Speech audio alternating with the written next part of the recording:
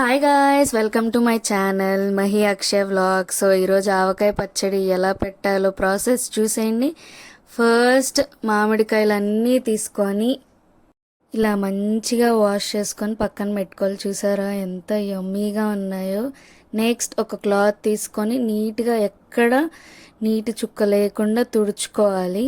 నీళ్ళు ఉంటే పచ్చడి నిలువ ఉండదు, పాడైపోతుంది. అన్నీ నీట్గా ఒక్కొక్కటి క్లీన్గా తుడుచుకోవాలన్నమాట.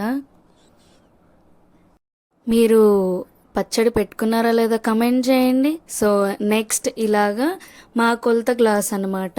ఈ గ్లాస్తో మాకు 8 డబ్బాలు ముక్కలు వచ్చినాయి. చూసేసారా, ముక్కలు ఇలా నీట్గా కొట్టించి కొలత తీసుకోవాలి. మామిడికాయ ముక్కలు కూడా. ఇది లాస్ట్ డబ్బా. 8 డబ్బాలు ముక్కలు వచ్చినాయి. 8 డబ్బాల ముక్కలకి ఒక డబ్బా ఆవు పిండి తర్వాత ఒక డబ్బా కారం, కొట్టించిన కారం. ఇది చాలా రెడ్ కలర్లో ఉంది చూడండి.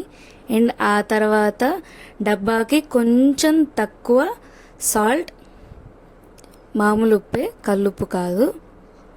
ఆ తర్వాత 2 స్పూన్లు మెంతుపిండి, ఆ తర్వాత 1 స్పూన్ పసుపు. మొత్తం ఉండలు లేకుండా నీట్గా మొత్తం కలిసేలాగా కలుపుకోవాలి. కలుపుకున్న తర్వాత మాకు 1 లీటర్ శనగ నూనె పట్టిందనమాట. మొత్తానికి మేము 1 లీటర్ తీసుకున్నాం. కర్నూలు వారి శనగ నూనె వాడాం మేము. నీట్గా ఆయిల్ అంతా పోసుకొని ఇలా ఆయిల్ అంతా పోసుకున్న తర్వాత మిక్స్ చేయాలి. కారం చూసారా ఎలా ఉందో, మిక్స్ చేస్తుంటే చాలా బాగుంది కదా చూడటానికి. అండ్ ఫైనలీ మనం కట్ చేసి పెట్టుకున్న ముక్కల్ని యాడ్ చేసుకోవాలి స్లోగా.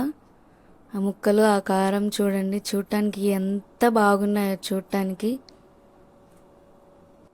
అన్నీ వేసేసిన తర్వాత స్లోగా మొత్తం మిక్స్ చేసుకోవాలి.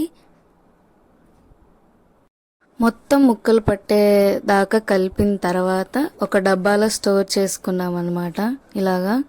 సో చూసారా ఎంత బాగుందో చూడటానికి. చూస్తుంటేనే నోరు ఊరిపోతుంది కదా.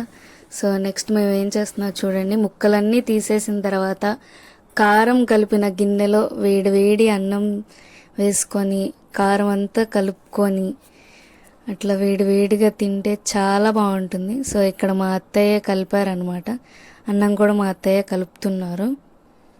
ఇలా కారం కలుపుతుంటే మీకు కూడా నోరు ఊరుతుందా గాయస్? మీరు కూడా టేస్ట్ చేసేయండి. టేస్ట్ చాలా బాగా వచ్చింది. సబ్స్క్రైబ్